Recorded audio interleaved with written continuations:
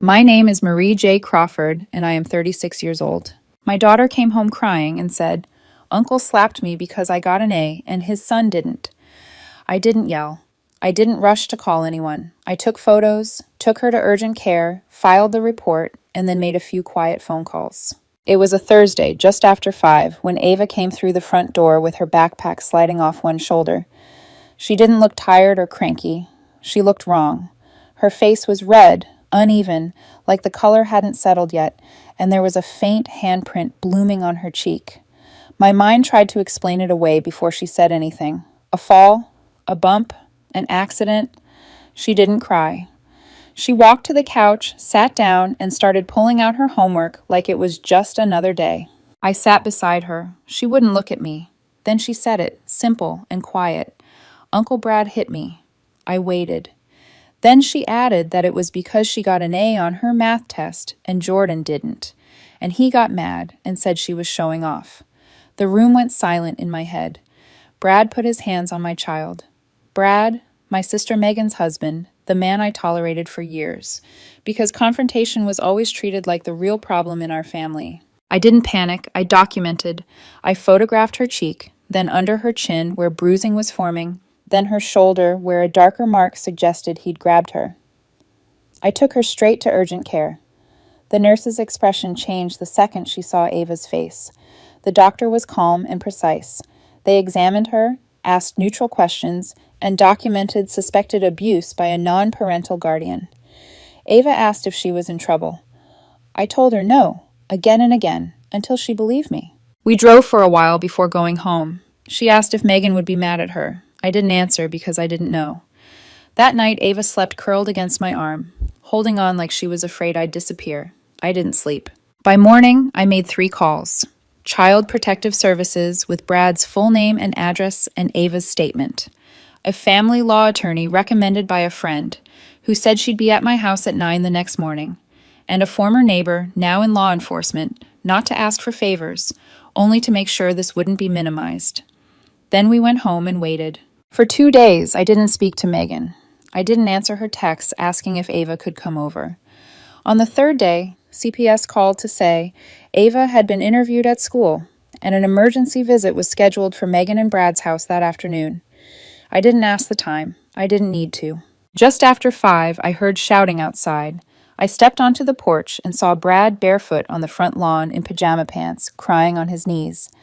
Megan paced behind him, shaking, clutching her phone. Brad saw me. I didn't wave. I didn't speak. I just watched. The begging kind of looks the same no matter who is doing it. That was only the beginning. The morning after Brad collapsed on the lawn, Megan came to my door. No call, no text, just a knock that sounded unsure of itself. When I opened it, she stood there without makeup, eyes swollen, a hoodie pulled on, like she hadn't bothered to look in the mirror. She walked inside and stopped in the middle of the living room, not sitting, not pacing, just standing there like she didn't know where to put herself. Then she asked if it was true. Did Ava really say that? Did Brad really hit her? I said yes. I told her exactly what Ava told me, calmly, without dramatics, without cushioning the words. Megan blinked like she didn't recognize the language. Then the excuses came. Maybe it was a misunderstanding. Maybe Ava took it the wrong way. Maybe Brad was joking and it looked worse than it was. He'd never do that, she said. He might raise his voice, sure, but hit her, not Brad. I didn't argue. I went to the drawer, pulled out the envelope, and handed her the printed photos from urgent care, the cheek, the shoulder, the timestamps. She flipped through them without sitting down, her hands starting to shake. The room stayed quiet long enough for the reality to land. She said she didn't even know who he was anymore. I let that sit. When she asked why I didn't come to her first, I told her I had to protect my daughter, not Brad's reputation, and I didn't have the luxury of wondering if it was true. It was. I had proof. Megan left without saying goodbye. That afternoon, a detective called. CPS had sent over everything, and with the medical report and Ava's statement, they were moving forward. Brad would be contacted for questioning. They asked me to preserve Ava's clothing from that day. I sealed it in a bag and put it in the closet like evidence, because that's exactly what it was. By Friday, Brad had a lawyer. I wasn't surprised. He was the kind of man who believed confidence could rewrite facts. I knew he'd try to make Ava look dramatic, me look bitter, and Megan look confused. By Sunday, the whispers started. An aunt called to say she'd heard something happened, and maybe CPS had been called. She said it gently, like she was offering me a chance to smooth it over. I told her not to call again. Then the messages came. Cousins asking if I was blowing things out of proportion. Someone said kids exaggerate. Another said discipline gets taken out of context. I didn't answer any of them. I focused on Ava. She asked if she ever had to go back to that house. She asked if she could tell Jordan what happened. I told her she didn't owe anyone anything, not even explanations. School made it harder. Jordan told a couple of kids Ava lied about his dad. One repeated it near the monkey bars. A teacher overheard and told Ava to come to the office if anyone made her uncomfortable. Ava didn't cry when she told me. She looked tired. I drove to the school the next morning and sat across from the principal. I explained what happened clearly and calmly. She said all the right things, promised monitoring and support, but we both knew rumors don't disappear just because adults say they should. I wasn't backing down. If anything, I was getting started. And somewhere behind closed doors, Megan was making a decision that was going to change everything. 3 days after the CPS visit and the scene on the lawn, Megan texted me out of nowhere. "Can we talk? Just us." I almost didn't reply. I assumed it would be another attempt to smooth things over, to ask me to slow down, to protect the family from embarrassment. But something about the message felt different. Less defensive, more resigned, like someone who already knew the answer and hated it. I told her we could meet and suggested a diner halfway between our houses. Public, neutral, the kind of place where no one listens too closely. She was already there when I arrived, sitting in the corner booth with a cup of untouched coffee. Her eyes were puffy, her hair pulled back without care. I slid into the seat across from her and waited. She didn't waste time. "I asked Brad to leave," she said. The words landed heavier than I expected. She said she couldn't stop thinking about the photos, about Ava's face, about the way I looked when I handed them to her. That night, after she left my house, she waited until Brad fell asleep and went through his phone. She said she needed to know if there was even a chance I was lying, or if Ava had exaggerated, because if that were true, she could keep pretending. What she found didn't leave room for pretending. Messages between Brad and a coworker, screenshots of Jordan's report card, comments about Ava being a problem, about her ruining Jordan's confidence, about needing to put her in her place. One message said Ava had a smug little face. Another said she was slapworthy. Hearing it made my stomach turn. Megan told me that for the first time in her marriage, she felt afraid of him. Not of what he might do next, but of how little she actually knew the man she lived with. Then she told me something that shifted the ground under both of us. She admitted Brad had hit Jordan twice that she saw. Once after spilling cereal on his laptop. Once after striking out at a baseball game. He shoved Jordan into a wall and called him weak. She saw the bruise and said nothing. Told herself it wasn't that bad. Told herself it was discipline. I asked her why she stayed silent. She stared into the coffee and said she thought she was protecting her son and that she didn't think anyone would believe her if she spoke up. Then she said the part that mattered most. Now I know what I did was keep the door open for it to happen again.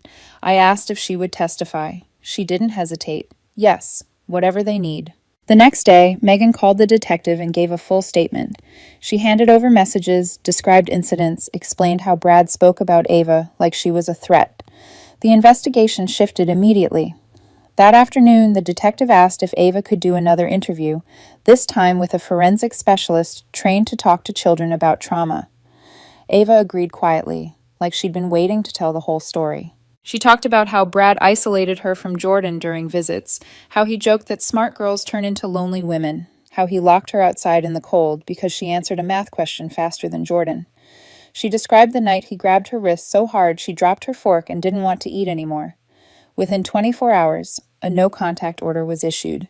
Brad was barred from seeing or contacting Ava or Jordan. Megan filed for emergency custody. When Brad was served, he tried to force his way into the house to talk. A neighbor called the police. He wasn't arrested that time, but the message was clear. One more violation and he would be. He was losing control, and for a man like Brad, that was worse than consequences. While all of this unfolded, I wasn't waiting. I was on the phone with attorneys, preparing a civil case in case the criminal one stalled. Megan gave me everything: passwords, documents, a recording she once made during an argument where Brad told her no court would ever believe her over him. She'd been scared for years. She wasn't anymore. The shift became undeniable when Jordan told the school counselor he didn't want to go back to his dad's house. He said he had nightmares, said he couldn't sleep unless his door was locked. That's when the tone changed everywhere. This wasn't a misunderstanding, it was a pattern, and the system finally started treating it that way. Once Jordan spoke to the school counselor, everything accelerated. The calls from investigators stopped sounding cautious. The emails from attorneys stopped using words like preliminary and alleged. What Brad had done was no longer being framed as a bad moment or a misunderstanding. It was being treated like a pattern. Brad didn't know that yet. He still thought he could control the story if he stayed loud enough, confident enough, patient enough. I learned through my lawyer that Brad had filed paperwork accusing me of manipulating Ava. He claimed I exaggerated injuries, coached her answers, and was punishing him because I never liked him. He suggested Megan wasn't mentally stable and was being influenced by me. Reading it felt surreal, like watching someone describe a distorted version of reality and hoping authority would accept it. Megan read it too. She didn't cry. She didn't call him. She forwarded it to the detective and asked to add to her statement. Then something unexpected happened. An old friend of Megan's reached out late one night, someone she hadn't spoken to in years. She said she'd seen a vague post about Megan needing support and immediately thought of Brad, not because of anything recent, but because of something from long before Megan ever met him. Brad had dated her younger sister years ago. The sister agreed to talk after some hesitation. She said she'd buried that time in her life, but hearing about Ava brought the memories back. She told us Brad did the same things back then, mocked her intelligence in public, isolated her from friends, shoved her during an argument, and told her she made him do it. She never reported it because she was 22 and scared and thought it would ruin her life. She still had a notebook from that time, pages dated and written in her own handwriting, describing incidents that mirrored what Ava and Jordan had described years later. Our lawyer prepared a sworn statement and submitted it as evidence of prior behavior. Brad still believed he was ahead of this. That changed the night Ava came into my room holding her tablet and said someone had just called her. It was a number she didn't recognize. She answered because she thought it was a friend. It was Brad. He told her adults were confused. He said if she told them she was mistaken, everything would go back to normal. He said he missed her. He said he was sorry if he scared her. Ava hung up and started shaking. I called the detective immediately. The number was traced to a prepaid phone bought with cash 2 days earlier. That was enough. The judge didn't need convincing. Brad was arrested the following afternoon for violating the no-contact order and attempting to influence a minor witness. Megan called me afterward. She said he was crying in the driveway when they put him in the car, begging her to tell them it was a misunderstanding. She didn't go outside. That arrest cracked everything open. The prosecutor amended the charges: felony child abuse, witness tampering, aggravated intimidation. The conversation shifted from counseling and probation to sentencing ranges. 10 years was mentioned for the first time. I sat in my kitchen that night after Ava went to bed and realized something unexpected. I wasn't shaking. I wasn't angry. I wasn't scared. I was calm. Brad had spent years believing no one would push back hard enough to matter. He was wrong. The day of the arraignment didn't feel real. Megan and I sat on a hard bench behind the prosecutor, shoulders squared, hands folded, saying nothing because there was nothing left to say.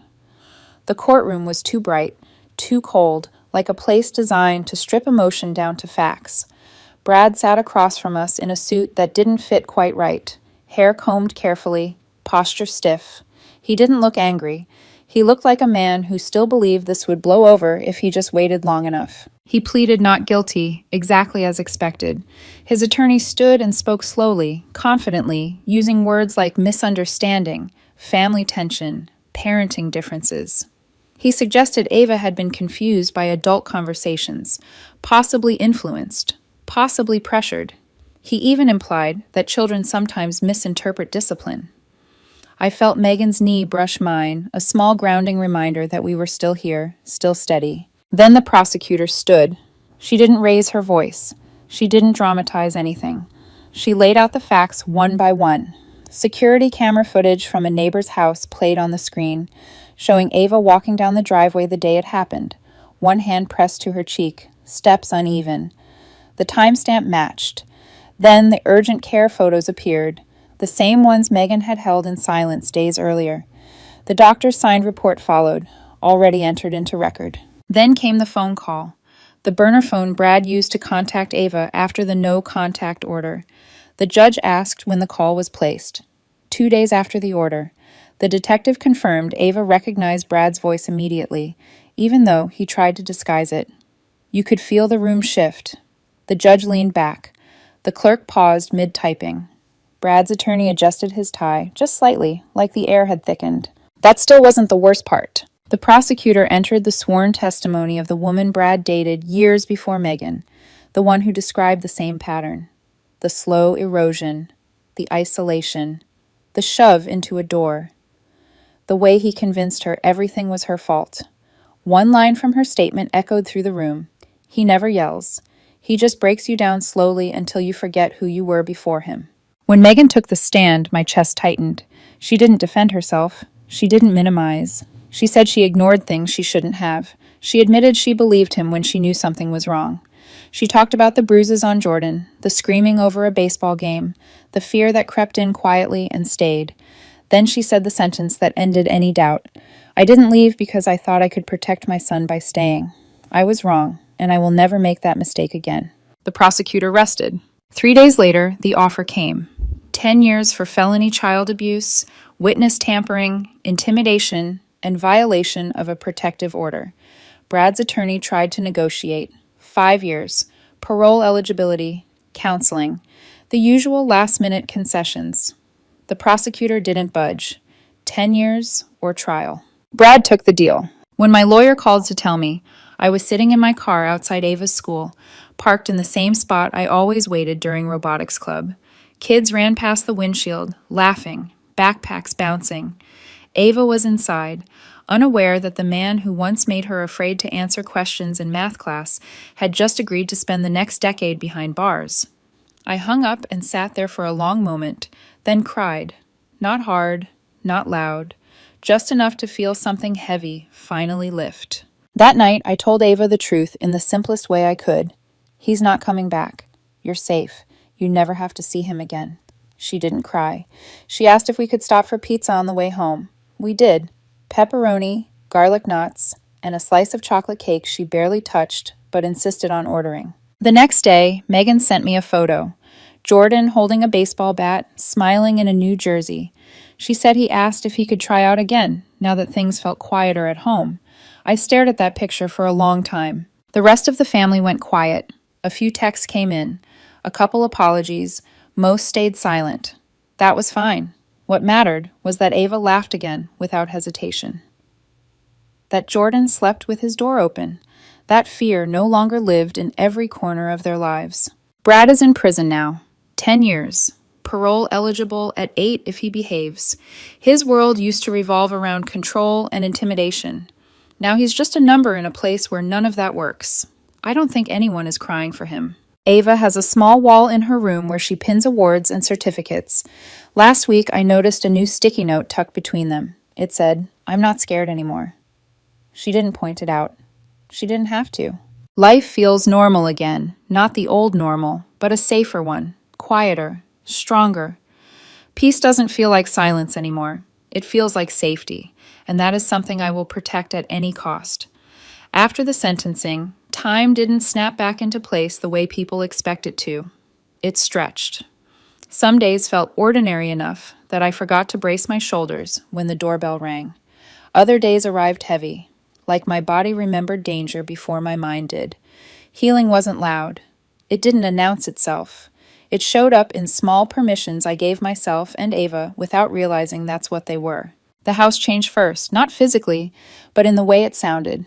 No more sudden quiet when Ava walked into a room. No more hesitation before she answered questions. She started leaving her bedroom door open at night again.